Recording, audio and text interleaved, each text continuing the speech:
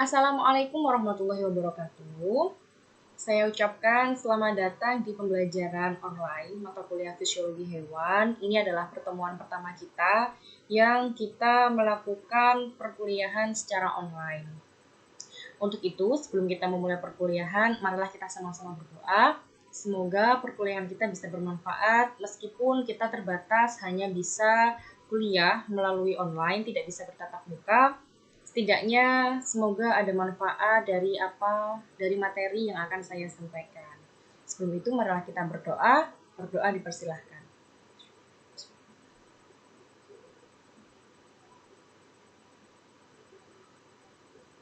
Oke, ini adalah fisiologi hewan ya. Jadi di pertemuan kedua, tapi ini adalah topik pertama yang akan saya bahas, yaitu tentang pengantar untuk mata kuliah fisiologi hewan. Langsung saja, mari kita lihat. Ini perkuliahan mata kuliah fisiologi hewan disampaikan untuk pendidikan biologi semester 5, Fakultas Ilmu Pendidikan, Universitas Kiai Haji Abdul Wahab Hasbullah, Jombang. Oke, ini adalah 4 topik yang akan kita bahas di perkuliahan ini. Yang pertama adalah definisi fisiologi hewan, yang kedua sejarah fisiologi, ketiga adalah bidang-bidang khusus dalam fisiologi hewan, dan yang keempat permasalahan dan ruang lingkup fisiologi hewan. Sebelum ke definisi fisiologi hewan, saya mau tanya dulu. Sudah pernah ya dapat mata kuliah yang berkaitan dengan fisiologi hewan, kayak biologi dasar, itu kan ada mata kuliah yang beberapa menyangkut terkait fisiologi hewan, terkait metabolisme atau apa mungkin ya, itu kan sudah pernah. Jadi kayaknya ini kita gampang aja untuk perkuliahan topik pengantar fisiologi hewan, karena pasti saya yakin, karena ini sudah semester 5, pasti sudah pinter-pinter biologinya, yang basicnya bukan IPA pun pasti sekarang sudah menyesuaikan diri dengan jurusan biologi. Dan yang jurusan IPA, yang basicnya SMA jurusan IPA, pasti ini juga tidak akan ada masalah, karena pasti sudah sering dibahas waktu masih SMP, waktu masih SMA. Dan topik fisiologi hewan ini dibahasnya kayaknya di kelas 2 SMA dan kelas 3 SMA. Jadi kayaknya masih anget-anget gitu ya. Oke, langsung aja. Kalau definisi fisiologi hewan itu ilmu yang mempelajari fungsi tubuh secara normal dengan berbagai gejala yang ada pada sistem hidup, serta pengaturannya pada sistem tersebut yang menekankan kepada proses bagaimana hewan dapat hidup dan beraktivitas. Nah, kalau kita lihat definisi ini, sebenarnya fisiologi hewan itu ya bicara tentang bagaimana makhluk hidup itu bisa hidup. Makhluk hidup kan ada banyak ya. Karena ini topiknya adalah fisiologi hewan, berarti bagaimana hewan itu bisa hidup, bagaimana hewan itu bisa beraktivitas, bisa beradaptasi, bisa bertahan hidup, kemudian bisa melestarikan jenisnya dan lain sebagainya. Itu yang sudah sering kalian dengar waktu SMA, waktu ya semester 1 sampai semester 4 pasti sudah sering lah dengar topik-topik ini. Nah, ini nih. Fisiologi berasal dari bahasa Belanda, fisiologi, yang dibentuk dari dua kata Yunani kuno, yaitu physis yang berarti asal-usul atau hakikat, dan logia yang berarti kajian, atau bisa juga logia itu diartikan ilmu. Terus, ada juga yang mengatakan bahwa fisiologi itu ilmu faal. Faal itu ternyata diambil dari bahasa Arab yang berarti pertanda, fungsi, atau kerja. Jadi berdasarkan tata bahasanya, maka fisiologi hewan ini atau yang disebut ilmu faal adalah salah satu dari cabang ilmu biologi yang mempelajari berlangsungnya sistem kehidupan. Yaitu tadi ya, karena makhluk hidup itu kan sangat kompleks, terutama hewan ya yang kita bahas ini. Hewan itu kan sangat kompleks, dan bagaimana hewan itu bisa bertahan hidup, kemudian bagaimana hewan itu bisa bergerak misalnya, bagaimana hewan itu bisa mencari mangsa, bisa bereproduksi, sistem yang mengatur dalam tubuhnya itu yang kita pelajari dalam fisiologi hewan. Lanjut. Nah, sebentar. Kita lihat animasinya dulu. Ini, fungsi dan struktur tubuh hewan itu memiliki hubungan yang sangat erat. Keduanya merupakan satu kesatuan yang tidak dapat dipisahkan. Iyalah, karena struktur itu mempengaruhi fungsi, dan fungsi itu juga dipengaruhi oleh struktur. Sehingga dalam mempelajari fungsi harus mempelajari struktur organ atau jaringan yang dimaksud. Fisiologi hewan itu erat kaitannya dengan struktur, erat kaitannya dengan anatomi. Kalau struktur yang mikro berarti anatomi ya. Saya yakin di semester 5 ini kalian sudah mengantongi anatomi hewan sehingga bisa masuk ke mata kuliah fisiologi hewan. Nah, ilmu ini dapat dikaji dari berbagai level yang berbeda karena susunan dari makhluk hidup, dari hewan itu kan ada banyak ya. Ada yang satuan terkecil penyusun makhluk hidup adalah sel. Kumpulan sel-sel yang sama, mempunyai fungsi yang sama, bentuknya sama, membentuk jaringan, jaringan-jaringan yang sama, saling bekerja sama membentuk organ. Organ ini saling bekerja sama antara organ yang satu dengan organ yang lain membentuk sistem organ. Kemudian sistem organ inilah yang memiliki fungsi organ dan itu yang akan dipelajari di fisiologi secara keseluruhan. Misalnya, saya mau bicara tentang sel yang ada di dalam ini, sel alfa dan sel beta yang ada di dalam jaringan pankreas. Jadi selnya itu namanya sel beta dan sel alfa, masing-masing itu bisa menghasilkan hormon sendiri ya. Salah satunya adalah hormon insulin yang berfungsi untuk mengubah glukosa menjadi glikogen. Nah, sel alfa atau sel beta itu, sel-sel yang sama itu akan membentuk jaringan, yaitu jaringan penyusun organ pankreas. Kemudian organ pankreas, ada lagi nanti lambung, ada lagi usus, ada lagi hati, kemudian kerongkongan, mulut, dan lain sebagainya, itu akan membentuk sistem organ. Sistem organ apa? Sistem organ pencernaan ya, karena itu berkaitan dengan pencernaan. Terus kemudian sistem organ pencernaan ini pasti akan memiliki fungsi, yaitu apa? Fungsi sistem pencernaan yaitu untuk mencerna apa-apa yang telah kita makan kemudian diubahnya menjadi energi. Energi itu akan bisa kita gunakan untuk bergerak. Nah, kemudian yang selanjutnya adalah fungsi organ ini akan membentuk totalitas keseluruhan tubuh hewan, yang mana tubuh hewan itu bisa beraktivitas, kemudian bisa melakukan kegiatan, bisa melakukan fungsinya dengan baik. Misalnya itu tadi, sistem pencernaan fungsinya untuk mencerna makanan. Kemudian setelah makanannya tercerna ini akan diedarkan ke seluruh tubuh oleh sistem peredaran darah. Sistem peredaran darah ini yang akan menyadarkan sari-sari makanan dan juga energi, kemudian dibentuk untuk bisa agar hewan itu bisa bergerak, dan itu dipelajari di sistem pergerakan atau sistem otot dan sistem sistem gerak. Terus kemudian sistem gerak ini sebelum terbentuk energi ada lagi yang namanya sistem respirasi. Nah, itu semuanya saling berkaitan. Itu yang akan kita pelajari di fisiologi. Ini gambarnya sapi aja, ini terkait sistem pencernaan. Nah, karena fisiologi hewan, pasti titik beratnya di mata kuliah ini adalah ya tentang fisiologi hewan. Jadi kita nggak bahas tentang fisiologi tumbuhan, kita nggak bahas tentang fisiologi jamur, pokoknya kita nggak bahas yang lain-lain, hanya tentang fisiologi hewan. Karena sistemnya yang banyak, sistemnya yang rumit dan kompleks, itu yang kita pelajari. Terus yang selanjutnya, fisiologi hewan memerlukan dasar pemahaman yang baik di banyak bidang. Iyalah, karena yaitu tadi fisiologi hewan itu ilmu yang kompleks, yang mana tadi sudah disebutkan bahwa antara struktur, anatomi, dan fungsi itu mereka saling berkaitan. Nah ini nih disebut nih, ada anatomi hewan, histologi berkaitan dengan sel, kemudian perkembangan hewan, biologi sel ini penting, biologi molekuler apalagi, genetika, ekologi, dan kajian-kajian biologi secara umum. Sebenarnya kalau kita bicara tentang histologi, otomatis kita juga ini ya harus tahu juga terkait ilmu sitologi terkait sel, kemudian terkait ini organologi, sistem organ terkait, semuanya terkait. Dan karena apa? Karena fisiologi hewan itu terdiri dari banyak organ, kemudian banyak organ ini terdiri dari banyak jaringan ini terdiri dari banyak sel, sehingga itu yang masing-masing harus kita kuasai ilmunya. Selain itu juga dituntut pemahaman yang baik di bidang biokimia. Iyalah biokimia, misalnya ini tadi ya, kayak tadi kita makan nasi, itu bagaimana karbohidrat itu bisa dipecah, kemudian menggunakan enzim apa, energinya berapa, itu berlangsungnya di sistem pencernaan. Itu yang dipelajari di fisiologi hewan. Tapi tetap kita butuh biokimia. Kemudian kimia murni tetap iya butuh ya, misalnya kayak H2O waktu proses glikolisis. Oh, sebentar. Maksudnya karbon dioksida waktu proses glikolisis itu dihasilkan enggak? Kemudian fisika khususnya tentang elektrofisika dan dinamika gerak dan fluida. Benar. Dinamika gerak dan fluida ini kan pelajarannya di fisika ya, tapi kita tetap belajar dinamika gerak ini bisa kita temukan di sistem gerak waktu pergerakan. Fluida ini kita temukan waktu di sistem peredaran darah.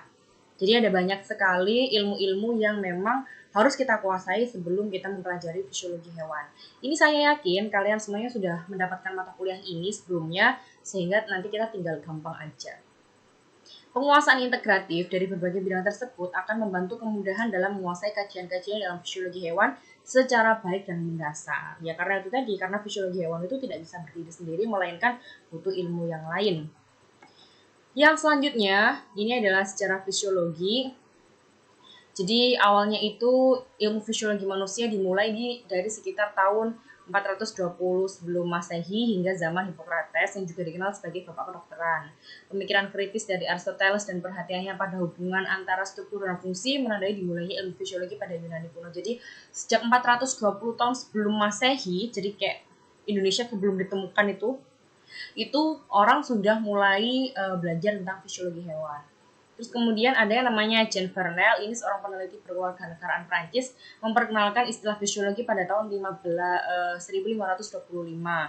Namun, fisiologi eksperimental baru diawali pada abad ke-17. Jadi ini rentangnya jauh banget ya, antara 420 sebelum Masehi hingga ke 1525 hingga ke abad ke-17, ketika ahli anatomi William Harvey menjelaskan adanya sirkulasi darah. Jadi abad ke-17 itu baru ada ilmuwan yang menjelaskan adanya sirkulasi darah. Terus kemudian ada lagi di tahun 1708 ada seorang ilmuwan yang disebut Bapak Fisiologi. Ini karena beliau ini sudah membuat karya berupa buku teks yang berjudul Institutionnaire Medicine. Nah ini bukunya. Gitu, itu sejarahnya. Terus pada abad ke-19 ilmu fisiologi mulai berkembang dengan pesat secara khusus pada tahun 1838 dengan ditemukannya teori sel oleh Matthias Kelden dan Theodor Schwann. Secara radikal, teori ini menyatakan bahwa organisme terdiri atas unit yang disebut sel. Ini karena sel itu yang kita pelajari sekarang adalah satuan terkecil penyusun makhluk hidup. Jadi bapak ini nih, Kelden dan Schwann yang menyatakan bahwa susunan terkecil penyusun makhluk hidup adalah sel. Ini ada sel hewan dan sel tumbuhan yang kita pasti semuanya sudah tahu. Terus kemudian pada tahun 1813 hingga 1878 ada ilmuwan yang bernama Claude Bernard. Ini orangnya menemukan konsep milieu interior atau lingkungan internal yang kemudian disebut sebagai homeostasis oleh peneliti dari Amerika. Kemudian berapa tahun setelahnya ya ini? Oh, di tahun yang sama, maksudnya di abad yang sama itu orang sudah kenal homeostasis. Pada abad ke-20 akhirnya, ahli biologi juga mengalami ketertarikan pada bagaimana organisme selain manusia melakukan fungsinya yang kemudian menimbulkan adanya fisiologi komparatif dan ekofisiologi. Nah, fisiologi komparatif dan ekofisiologi ini adalah bidang-bidang yang bisa kita pelajari, yang bisa kita eksplor di fisiologi hewan. Akhirnya pada tahun belakangan, fisiologi evolusi telah menjadi salah satu subdisiplin dari fisiologi. Nah, fisiologi itu ternyata ada banyak sekali. Ini yang akan kita bahas, bidang-bidang fisiologi. Banyak bidang yang berkaitan dengan fisiologi ya, masing-masing memiliki hal-hal terkait fisiologi dalam tubuh makhluk hidup secara mendalam dan menyeluruh. Ini pelajaran-pelajaran yang bisa berkaitan dengan ilmu fisiologi. Misalnya nih, elektrofisiologi itu berkaitan dengan cara kerja saraf dan otot. Ada elektronnya kan, ini semuanya berkaitan dengan impuls. Kemudian neurofisiologi mempelajari fisiologi otak, karena otak itu kan organ yang sangat kompleks. Dan ini memang ada sendiri ilmunya, yaitu neurofisiologi. Terus kemudian ada fisiologi sel, ini mempelajari fungsi sel secara individual. Jadi sel itu kan sebenarnya, kalau sel itu satuan terkecil penyusun makhluk hidup, maka sel itu juga melakukan hidup, maksudnya memiliki ciri hidup seperti yang dilakukan oleh makhluk hidup. Misalnya sel itu juga bernafas, berrespirasi menggunakan mitokondria, sel itu juga melakukan pencernaan menggunakan lisosom. Kalau kita kan menggunakan mulut sampai lambung sampai anus itu ya. Terus kemudian sel juga bisa apalagi ada banyak ya. Nah, itu dipelajari di fisiologi sel.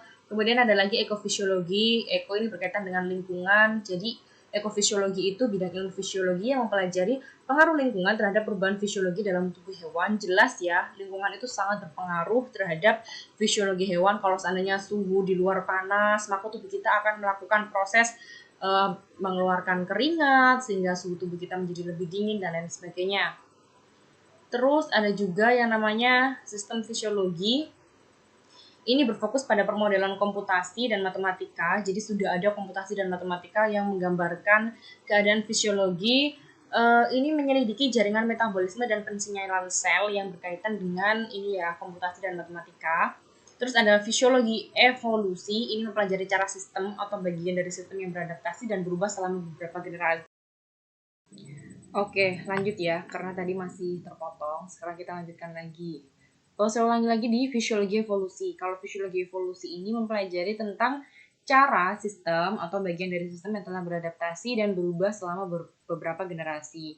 Topik penelitiannya ini banyak sekali terkait evolusi ya, pokoknya gimana seleksi alam, terus kemudian bagaimana perilaku adaptasi itu mempengaruhi proses fisiologis dalam tubuh hewan dan lain sebagainya.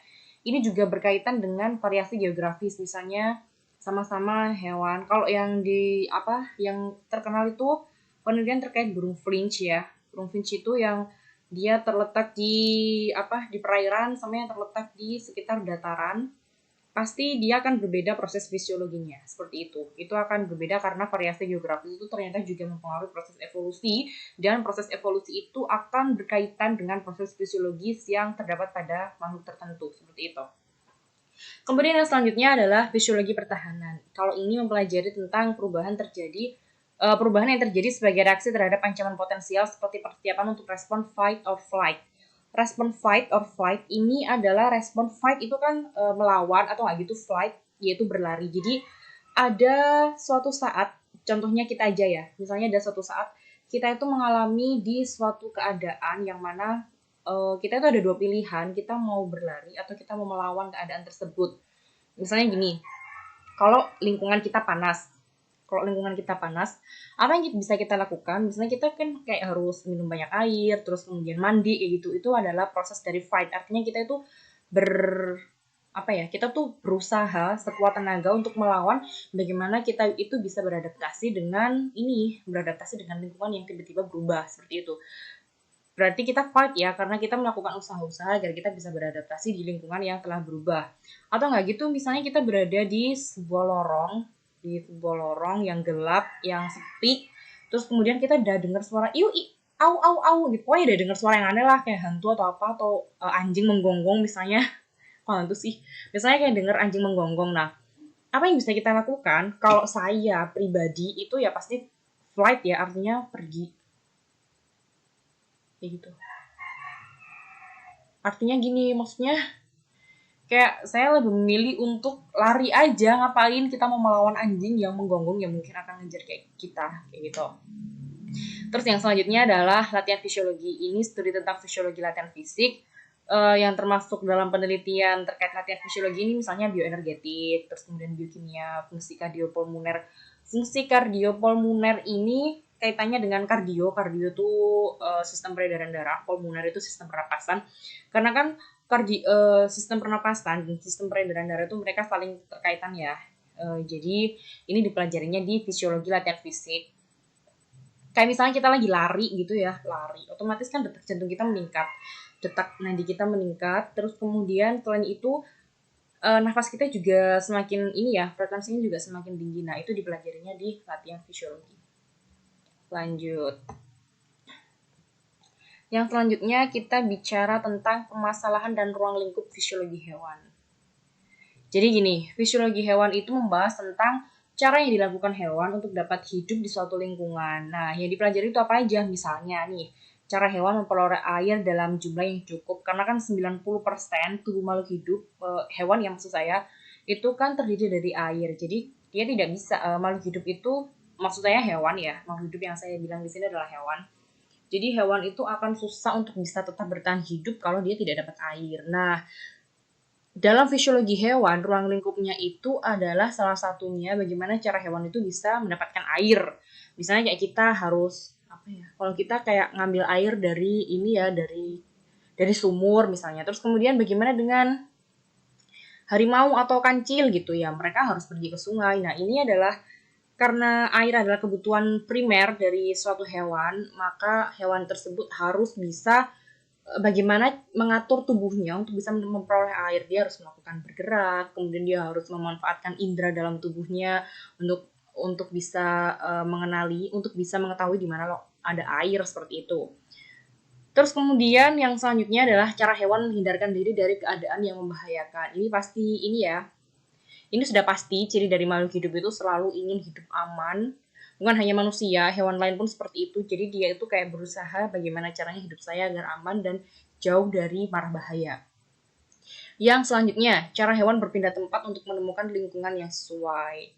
Yang selanjutnya lagi, cara hewan memperoleh informasi tentang keadaan di lingkungannya. Ini terkait dengan misalnya ada perubahan suhu atau nggak gitu ada perubahan kelembapan. Kayak cacing misalnya ya, cacing kalau dia bisa pernah nggak sih kalian mengamati kalau lagi hujan, hujan yang deras banget, misalnya hujan semalaman, besok paginya itu banyak cacing yang keluar dari dalam tanah dan ada kayak seliuran gitu. Nggak tahu sih di tempat kalian gitu nggak? Kalau di tempat saya kayak gitu.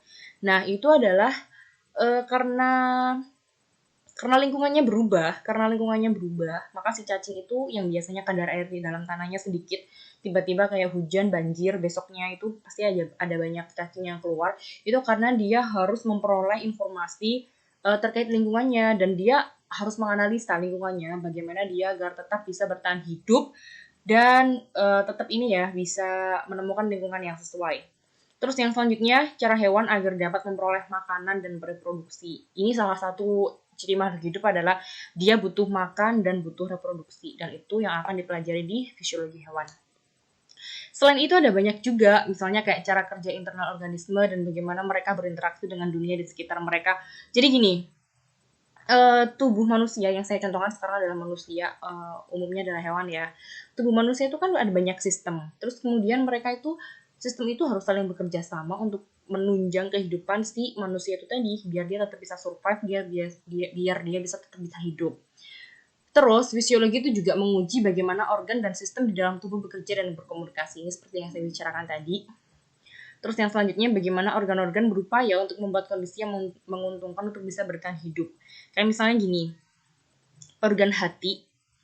Organ hati itu ketika hatinya itu rusak, itu dia bisa kayak menyembuhkan diri sendiri ya, kayak auto recovery sendiri agar hati itu tetap bisa berfungsi dan bisa bekerja optimal untuk menunjang kehidupan seseorang seperti itu. Nah, ketika organ itu sakit, misalnya kena penyakit sorosis hati, sebenarnya hati itu punya mekanisme untuk menyembuhkan diri dan ini adalah salah satu yang dipelajari di fisiologi hewan. Bagaimana caranya organ tersebut bisa tetap bertahan agar tetap menguntungkan orang yang punya hati itu untuk tetap bisa bertahan hidup. Nah, berbagai proses yang telah dipelajari dalam fisiologi bukan hanya proses yang terkait dengan fungsi tubuh pada tingkat individu, melainkan juga proses yang terjadi pada tingkat organ, jaringan, sel, dan molekul. Kalau ini ya tentu ya, karena sel itu adalah satuan terkecil penyusun makhluk hidup. Apa yang dilakukan oleh makhluk hidup itu juga pasti akan dilakukan oleh sel. Oleh karena itu, untuk mempelajari fisiologi hewan harus memiliki pengetahuan tentang anatomi hewan, histologi, biologi sel, dan biokimia seperti yang sudah saya sampaikan di depan. Untuk pokok bahasan fisiologi hewan ini ada banyak. Ya, karena fisiologi hewan itu berkaitan dengan organ dan sistem organ yang ada dalam makhluk hidup, maka secara keseluruhan pokok bahasan fisiologi itu secara umum ini ada sel dan fungsinya. Terus kemudian ini sudah pasti kalian sudah pada pinter ya di biologi kan semester 1, 2, 3 sampai 4 pasti kalian juga sudah familiar yang namanya sel dan fungsinya seperti apa, kayak mitokondria fungsinya apa, badan Golgi fungsinya apa, ribosom, lisosom, sentriol, semuanya pasti sudah pada tahu. Membran sel itu fungsinya apa, strukturnya bagaimana, pasti saya yakin dan saya husnuzon kalian tahu karena kalian sudah pintar. Terus yang selanjutnya tentang sistem pencernaan, sistem pernafasan, darah dan sistem sirkulasi, sistem regulasi, sistem ekskresi, sistem gerak, sistem saraf. Ada banyak sebenarnya dan ini nggak bisa saya tuliskan di sini satu persatu. Tapi itu nanti yang akan kita pelajari selama 1 semester. Ya ini aja, ya tentang bagaimana tubuh kita bisa bergerak. Misalnya dari atas, dari kepala ini, otak, itu berarti ada sistem saraf. Terus kemudian ada mata, ini berarti sistem indera. Kemudian ada hidung, ini berarti sistem sistem pernafasan. Ada mulut berarti sistem pencernaan. Kemudian ada kulit, ini berarti sistem indera, sistem saraf juga.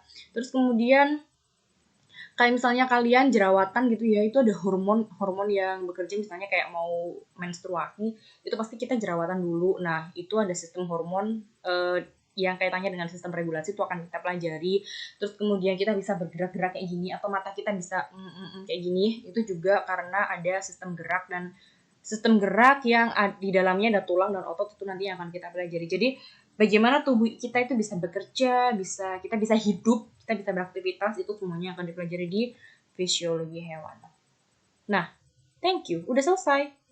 Itu tadi pengantar terkait fisiologi hewan. Saya harap kalian bisa ini ya mencari sumber-sumber lain secara mandiri. Misalnya kalian nemu buku apa bagus terkait fisiologi, ya udah baca aja.